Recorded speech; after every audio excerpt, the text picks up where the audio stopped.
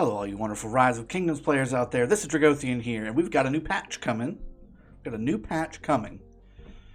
Man, it looks pretty juicy. We're going to jump into it.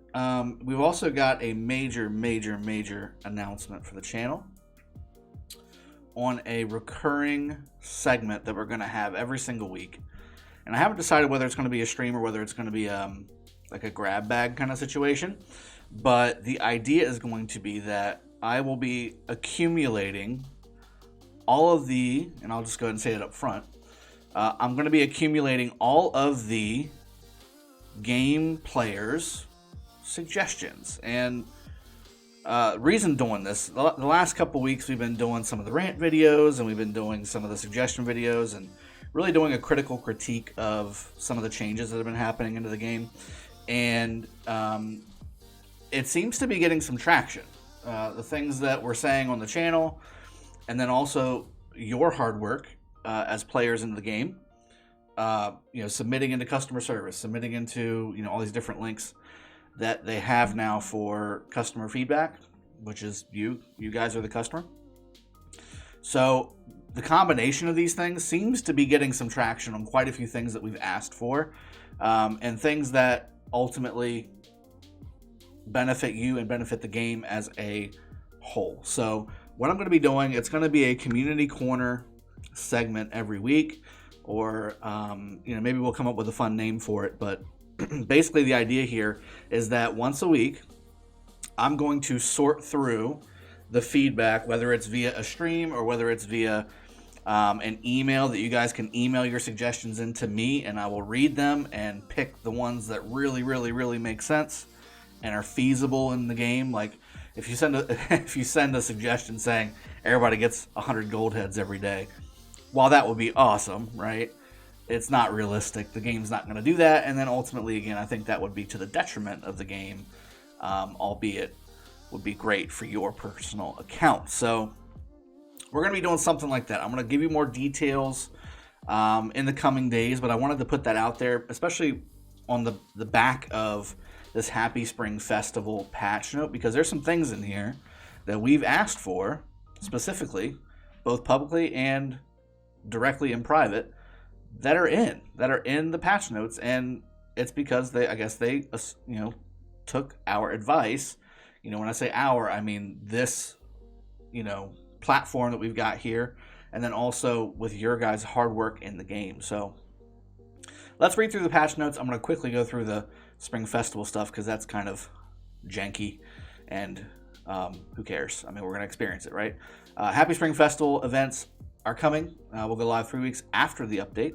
And basically, again, it's just the 7 day of questing for rewards. You get 100 epic sculptures and a couple other 100 of rewards for certain things if you max out the quest.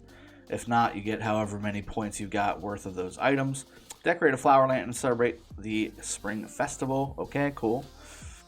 Win great prizes like limited edition city theme. This is all the same stuff. Challenge loot. Okay, so we got arms training coming. That's kind of cool. It's been a little while since we've had that. You got to collect colored papers to use in the Lanterns of Togetherness event. And then strange incidents. The village is on fire. This is a new one too. The village is on fire. As you help the villagers, you may find things are not as simple as they seem. So it might kind of be like the ghost event for Halloween, but with fire and villagers running around on fire. That would be interesting. Okay, this is why we're here though. The actual changes to the game. And the first one here is a direct suggestion from us. Okay, so in order to ensure governors can have the battles of their dreams, to make room for more tactics and skill expression, and to bring the fun of Ark of Osiris to even more governors, we will be making the following adjustments. The first one, in order to allow more alliances to participate without making significant changes to the current rules, which I like, alliances that are not in the top 20 of their kingdom will now be able to take part in Ark of Osiris, grouped separately with other alliances of similar power levels. For exact details, please see the event page after the update. Can't wait to see this. Even, everybody that I've kind of talked to about this, they've said, oh, it's only for bigger kingdoms. There's more than 20 alliances in smaller kingdoms. It just depends on how active your kingdom is. It's not necessarily the size of it. It's the activity of it. So a 2 million player, as long as they're City Hall level 16, right? should be able to participate in Ark of Osiris. It's kind of a big deal in the game. It's one of the premier platforms in the game to play. So, yes, open this up. That was the idea. Now for 916, right? Our biggest struggle is we've got so many players that would normally be on a main Ark team that they don't fit into 20 alliances. So we were having to really scrub, and people were losing out. So this is a helpful thing to all sides of kingdoms. It's really based on how active your kingdom is as to whether this will benefit you or if you needed this in the first place. But if you didn't, who cares? It's the same thing. But if you did, this is awesome. This is an awesome change. Number one, amazing change there. Number two, increase the number of teleports earned after the first occupation of an obelisk from 5 to 8. Teleports can now also be used even if troops are not in a building. Okay, so this is a mixed bag. As you can see on the third one, I'll go ahead and read the third one because it directly relates. Remove the Divine Aid skill and adjusted the effects of other skills. Adjusted skill effects will be viewable in the Ark of Osiris page after the update. So everybody used Divine Aid, right? Everybody used it. Every single match. There was not a time where Divine Aid was not used at the beginning of a match. Or not even just the beginning, but early on to get more people to teleport forward. If that's the case, and I think the thought process here is if that's the case, well then why isn't it just a function of the game? Don't make people click the there it is. Sorry guys. They don't make people click the Divine Aid skill when everybody does it. It should just be a function of the match. So what they've done is they've taken Divine Aid out and they've added 3 teleports per obelisk. So this is actually 1 extra teleport because it's 3 per side, assuming you get both of your obelisks. That's a thing. It's now 6 teleports instead of 5, and you don't have to use alliance skill points to get it. So that's very good, I think. Now, the second part of number 2, teleports can now be used even if troops are not in a building. There's pluses and minuses to that, right? I mean, it makes it easier to get set up at the beginning of an Ark match. That's nice. You can join a rally, doesn't matter where it's at or where it's going on the Ark map, and you will be able to teleport. Because previously, if you joined a rally that was going to the enemy obelisk or going to an enemy outpost or whatever, right? Even some of the other stuff, right? You would be locked because you wouldn't be able to teleport because your army is in the march. Your army is in the rally, and you can't necessarily teleport currently if you're not in a structure or all of your armies are back in your city. So this changes that a little bit. Adjust the planning and the strategy accordingly because that's a big change. You can really start to utilize all 30 players at the beginning of the match instead of just a set amount. The downside to this is it takes away a little bit of the strategy, right? Like, it adds a little bit of strategy, but it takes away strategy too because you're not having to necessarily account for having your troops in your city or in a building to teleport. So there's a little bit of plus and minus there. I think overall, again, it's not so impactful that it changes or negates strategy in Ark of Osiris. I think it's just a quality of life thing that they're wanting to do. And 2 and 3, I like it just because it frees up another skill for you to use. And again, that's where some more strategy can come into play. And maybe there's going to be another skill that does have more teleports, but it also does something else. It's a speed buff or whatever. I don't know. But figure it out after the update. Adjusted the rules for occupying buildings. First occupations will now take 3 minutes, and further occupations will now take 2 minutes. Over the next couple numbers here, you're going to see a shift. Currently, the meta in Ark of Osiris is a couple different things. You can either go all in on gathering and all in on Ark and just hold your buildings. You can go all in on structures, all in on gathering, and then grab at least 1 Ark, and that's a solid strategy. Going spread evenly between the 3, it depends on how effective you are as to if that will work. You really need to focus on at least 2 out of the 3 things to have a shot at winning these top tier fights, okay? So what we're talking about is the next few here, they're shifting the meta away from gathering, okay? The gathering stuff is not going to, and we're going to get to this point here in a minute, The gathering is not going to be as effective alliance-wise. You'll still get individual, but alliance, it won't be as impactful. We need to see what those numbers look like, though. If it's significant, then definitely some major changes need to happen to some strategies out there. If it's not so significant, I mean, some of these alliances now, guys, they're putting up 15,000 points in provisioning. If it drops to 13,500, that's still a really good strategy, and we'll keep it. But the occupation portion, this makes it to where it's more advantageous to take structures. They're trying to push the structure game, which is ideal, I guess, because it's going to generate more fights. You don't really see too much fighting, massive group ball fighting at gathering locations or provisioning locations. You see them at the structures. So if it takes less time to occupy a structure, and in fact 33% less time to occupy a structure, it may make more sense because you're going to start generating points faster on your own. And that structure game got a boost from the number 4 spot right here. Number 5, adjusted the rules for gaining energy points. Energy points are now gained faster. That's good. Alliances will no longer get a boost to their energy points after suffering heavy troop losses. This negates the T1 killing at the very beginning. And just in general, I mean, alliances that swarm, those are heavy losses. Those are heavy losses, usually, against a full structure. And that also increases the alliance skill generation points. That no longer applies. But alliances on the side currently losing will get a boost. So this, I don't know if you can incorporate that into a strategy, like losing into a strategy per se.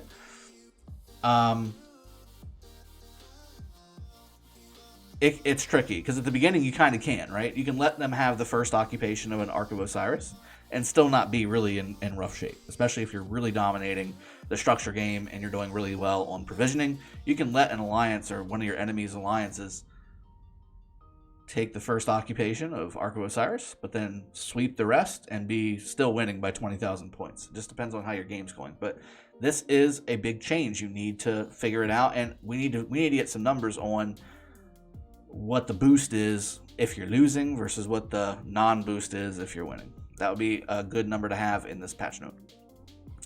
Optimize the Ark of Osiris map display. That's good. That's helpful. Significantly increased the rate at which severely wounded units are healed. That's also good. Again, trying to bring Ark of Osiris into some of the smaller player.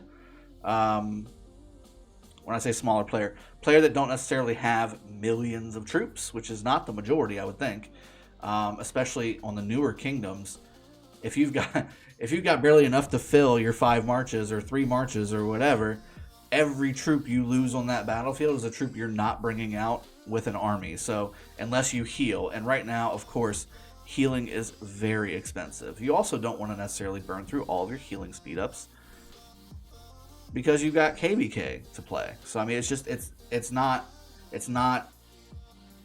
advantageous to players to use healing speed ups, and that reduces the competitiveness in Ark of Osiris, in my opinion. To me, honestly, the healing thing, if you really want to make it even for everybody, either eliminate the healing thing altogether and just, allow people to bring them back, or I don't know. I mean, I think that there's some strategy into that with, zeroing somebody in the match to either make them spend a crap ton of healing speed ups or they're out of the match. That's a thing. So probably removing it altogether is not the answer, but something can be done, I think, and we'll maybe come up with something on our new segment to fix the healing piece of Ark. I think that's a thing that still needs some tuning. Reduced alliance score earned from caravan visits. This was what I was talking about, but individual score will not be affected. So this is, again, shifting the meta a little bit, and it depends on what the alliance score reduction is. If it's again from 30 to 28, not so bad. But if it's from 30 to 15, that's literally cutting it in half, and you're designating quite a bit of resources being armies on the battlefield to getting those resources, those provisions. It may make sense to shift those back to the field so that you can take structures more quickly. So something to think about, guys. Lost Kingdom optimizations. So this is trying to fix some things when it comes to migration coming up here. And then also I'll give you some insight on the resource stuff. So during the Eve of the Crusade event, the gathering speed bonus awarded for the 4th place kingdom has been increased from 5 to 15%. Okay. It's not quite as bad of a buff, 15% is good, I guess. When a kingdom enters Eve of the Crusade for Season 1, this is the first KBK, okay? The Resource Reserves bundle will be replaced with the Bumper Harvest bundle, which I believe is quite a significant boost over Resource Reserves, if I'm not mistaken. If I am mistaken, please throw it in the comments below and say, Drago, you're smoking something crazy. But I'm almost 100% that Bumper Harvest is like 5 times or 10 times better than Resource Reserves, which is, I was just kind of thinking that to myself the other day. It's, why do you have both of these when Bumper Harvest is so much better, clearly? So that's good. That's good. Number 3, during Stage 1 of the Past Glory event, there will be a cooldown for donating gems. I don't know about that. I mean, clearly it only affects the high spenders, right? This doesn't necessarily affect low spenders, because low spenders aren't going to necessarily pump up gems into the Stage 1 of Past Glory, the donation stage. I think this is kind of a gray patch note here, where it's like, okay, somebody can't spam 2 million gems to get a bunch of rewards, I guess. I don't know if there's necessarily a value to this one way or another. And again, if I'm missing something on that one, throw it in the comment section below. Hit the like button too while you're at it. Season 2 only. Okay, so this is the second regular KBK. The Lost Kingdom preparation event will be split, awesome, into preparation stage and matchmaking stage. So I can stop getting these questions. When does matchmaking start before KBK 2 or KBK 1? Well, they're in stages now. So for Season 2 at least, governors will be unable to migrate to kingdoms in the matchmaking stage. So there's going to be a countdown. I wish they would just get rid of the countdown and go straight to the matchmaking stage, because that would eliminate some of the kingdoms in KBK 2 trying to either pump up pre-matchmaking or post matchmaking, I believe. It just depends. So preparation stage and then matchmaking stage. Preparation stage is basically the countdown saying, hey, KBK's coming. You should get ready. Then there's a matchmaking stage, and it's basically the lockdown of these are the kingdom power levels, and these are where all of them are going to be assigned. Because right now, KBK 2 is a seeded 8 kingdom KBK. So you're either A, B, C, D, E, F, G, so on. Okay, it's usually 64 kingdoms in a bracket. And there's some wiggle room when you're in that 7 to 10 range of size kingdom, to where you're going to be in the A bracket or whether you're going to be in the B bracket. And then same thing as you go down the letters to C, D, E, F, and so on.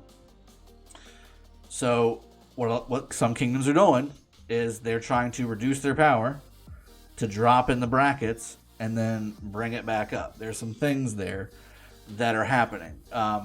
For a kingdom like 916, there was no amount of reduction that could possibly happen to drop us out of first place in our bracket from a kingdom perspective. We could have zeroed probably everybody in the kingdom, and it would still be number 1 AC A kingdom. So for this, I think it's just making it more clear on when matchmaking happens for KBK, so you can be more cognizant of what's happening. And then ultimately, again, I think this is just trying to stop people from necessarily gaming the system a little bit during KBK 2 inside of their bracket, so that you can effectively set up properly. Season of Conquest only. So this is after Season 3. This is not Light versus Darkness. This is Heroic Anthem and on. Okay? Which, to me, if you're reading this a little bit between the lines, means that the Heroic Anthem setup, the bastions, the crystals, and all that stuff, will be for all the other KBKs after Light versus Darkness. Because why would they call it one thing when they just sent out a mail? Let's see if I have it right here. The immigration rules. They just sent out a mail defining what each season is. You've got up to Season 3, and then you've got everything else is Season of Conquest.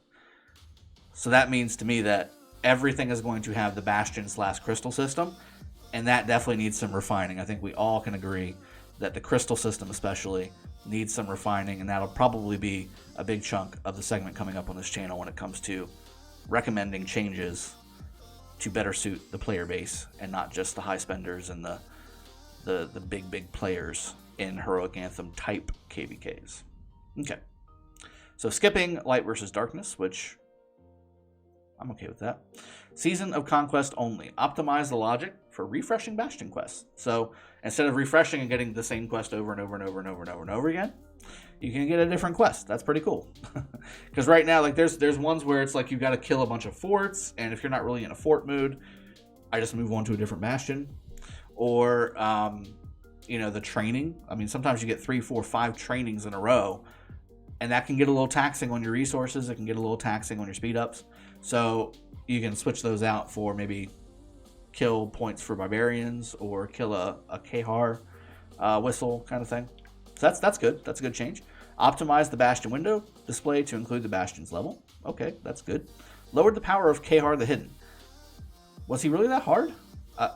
I just swarm him with, and again, maybe I'm jaded, but I just swarm him with 5 armies, and then I go do something, and then I come back in a minute, and he's been dead for 45 seconds, and there's a little box sitting there for me. So I don't know if that was necessarily needed. If it was, I apologize, and good job. If it wasn't needed, I don't know if that was needed. Reduce the upgrade time required for certain levels of the Crystal Mine and Crystal Research Center, as well as for some Crystal Research Center technologies. So helping reduce the cost of research speedups. So again, not trying to plow through everybody's research speedups in one KVK. If you're a max T5 player, and if you're not a max T5 player, trying not to use as many of your research speedups when powering up inside the crystal system, and taking away research speedups from your actual growth in the game from a fighting tech perspective, like your actual account. So that's good. I just don't know what the numbers are here. So maybe it's good, maybe it's not. It depends on how much reduction of research speedups is happening here. If it's only a couple hours, then who cares? They missed it here. And if it's a bunch of hours, days, things like that, then good job. When an alliance joins or leaves a coalition, any ongoing rallies launched by alliance members will now be automatically canceled. This is to, again, negate the multiple alliance rallies from one flag. This is to help fix that, so that's a good fix. Although I didn't necessarily see a rule in there that says multiple alliances from a coalition cannot rally something that it's connected to, but I think that was the spirit of the game. So I think they're just fixing that because that was some things. Seen some things. So other optimizations. Added a commander choice function, and this is one of the other things that we've suggested on this channel that popped into the game. So far we got 2 things in this. We've got 2 things in this patch. Added a commander choice function to the daily special offer page. Governors can now choose the commander for the sculptures included in each daily special offer. Commander options will expand as a kingdom grows older. So we've seen in, I think it was one of Leo's announcements on the Rise of Kingdoms Discord, that this is coming, and I think he also expanded on that in there to include MGE commander. I'm sorry, not MGE. Wheel of Fortune commanders inside of the commander choice function chest. So you can pick not only what's currently in the dailies, up to YSG, I believe, and YSG is a Wheel of Fortune commander too. So I think they're adding, as your kingdom grows older, all the Wheel of Fortune commanders up to your kingdom's age, and you can pick those. So if you're missed out on Richard and you really want to max Richard, and you're on day 200, well, sure, if you want to max Richard, go on those daily chests. Get those daily chests. They're not that expensive. I understand it's money, but if you're going to spend money into the game, that's not a bad place to put it on the daily chest. You get so many things that your account can use inside those daily chests, not to mention gold heads. So very, very good. Number 2, adjusted the time at which certain commanders become usable. Commanders which could previously only be used after a kingdom's history past 310 days can now be used after the kingdom has passed 300 days.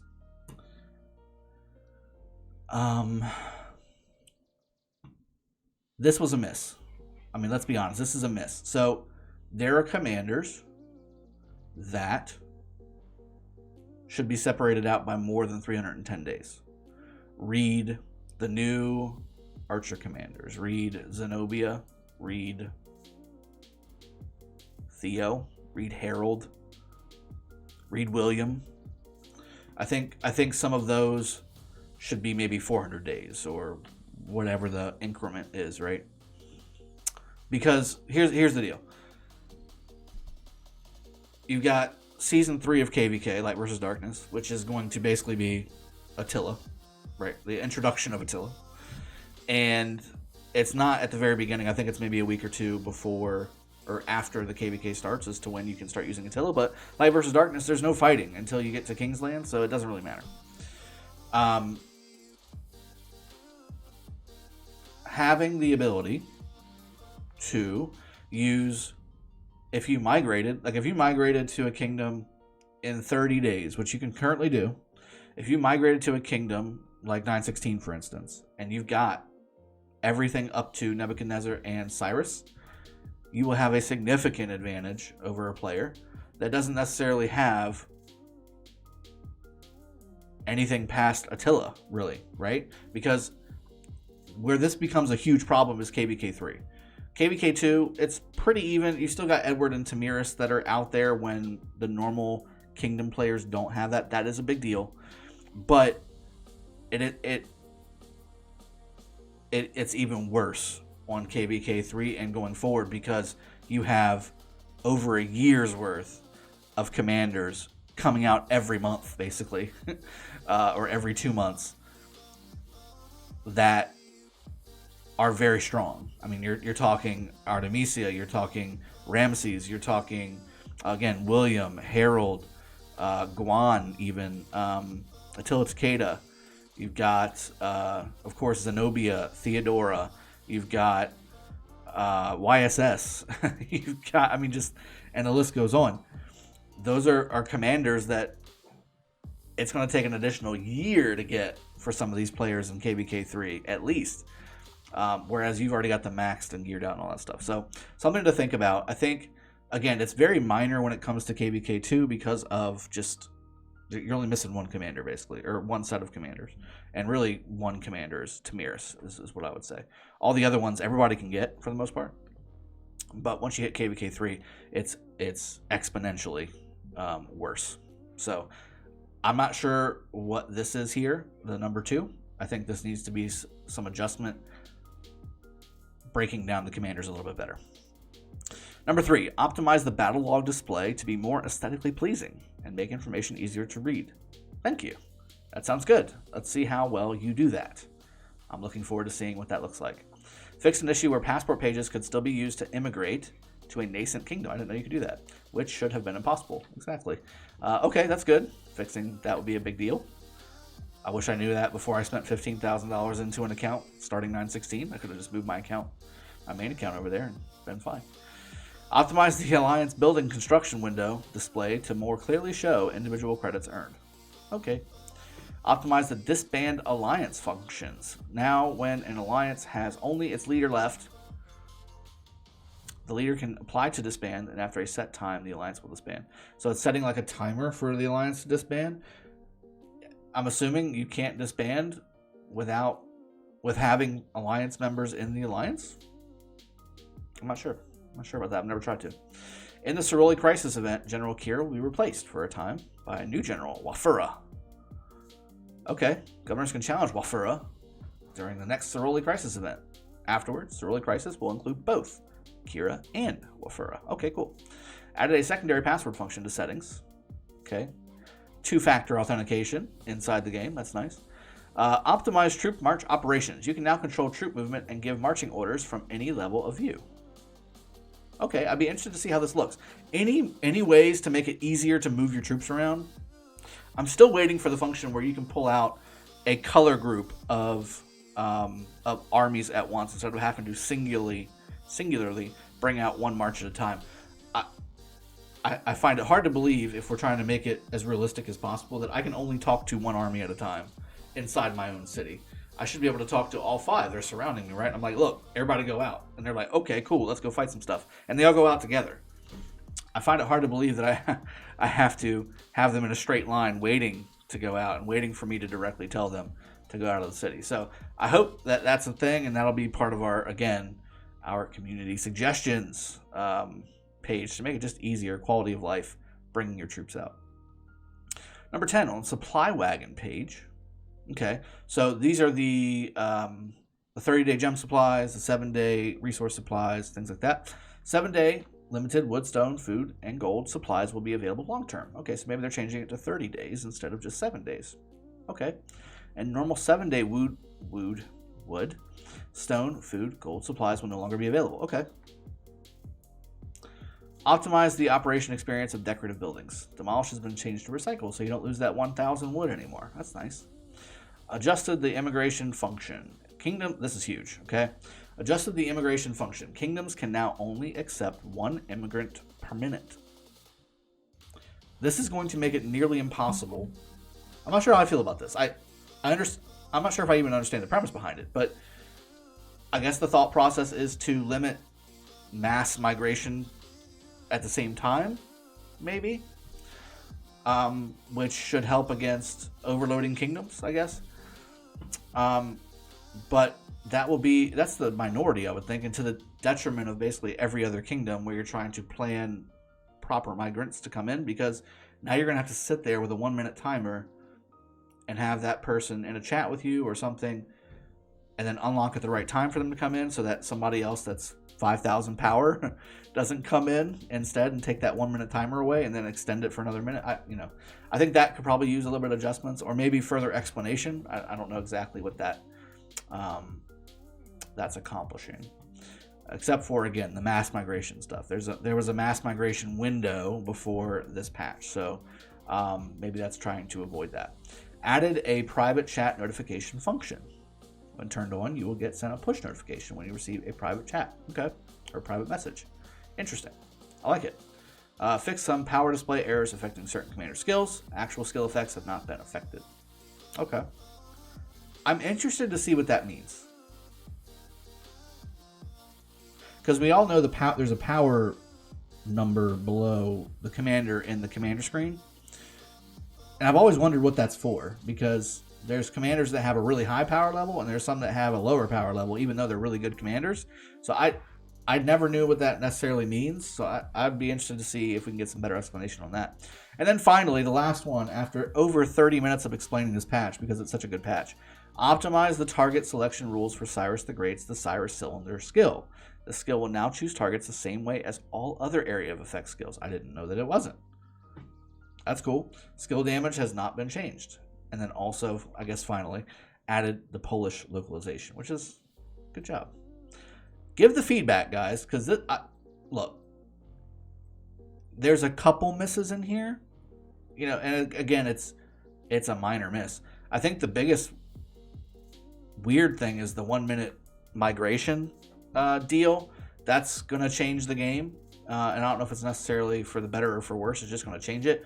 I love the Ark of Osiris changes. I think there's some things that are going to require some getting used to, and there's going to have to be some strategy changes. There's no doubt about it. And maybe this is not just to combat some of the stuff that you've seen in just normal Ark of Osiris play, but, I mean, look at Osiris League, guys. OV has won 2 out of the 3. I mean, there's a reason for that. They've used the same strategy. It's own all the arcs and provision the crap out of everything. That has basically been a little nerfed. It's a little nerfed on this Ark of Osiris optimization. So new strategies will have to come out. We're going to have to see what all these numbers look like as to how much the strategy needs to change. But to me, these are good. To me, this was a good patch. I think that there's some really good things in here to help quality of life in the game, to help players advance better, to help kingdoms grow stronger, to help ease the burden when it comes to Season of Conquest a little bit. There's further stuff that needs to happen, 100%, and that has to do with crystals. And then the optimizations here are good quality of life ones. I think the biggest miss was the commander stuff. So this was an opportunity to maybe start the process at least of adjusting. As soon as I read the first sentence, I was like, okay, well, they're going to start changing things to 400, 500, 600 days. But no, they didn't do that. They actually reduced. So this was the biggest miss. The number 2, adjusted the time at which certain commanders become usable Commanders, which could previously only be used after a kingdom's history passed 310 days, can now be used after the kingdom has passed 300 days. So that's the biggest miss in my opinion. I think that, again, unless I'm missing something, comments in the comment section below, please. This is something that I don't really understand the reasoning behind, okay? So I think that ultimately this needs to be either scrapped, or we'll have a really solid discussion in our community suggestions page. How about that? So that's really where we're at here. That's it. I'm not going to extend this anymore. This is 35 minutes of me just rambling on, but it's good stuff, guys. I'm really excited about this patch. I guess the only other miss that I saw. Okay, so now it does say 125. It said 118 a second ago. I think it says 118 on the Instagram announcement instead of 125. So 125. This is coming in 5 days, guys. This is a big deal. Most KVKs have 20 days, 15 days, excuse me, left in their KVK. So this will affect migrations for those new KVKs coming out of KVK, and then ones going in as well. So take that for what it is. I hope you guys have enjoyed, and I hope you guys are going to like this patch. I think I'm going to like it overall, especially some of the Ark stuff. I'm really interested in that stuff. So hope you guys have enjoyed. I'll see you guys next time. Cheers. Have a good one. Take care.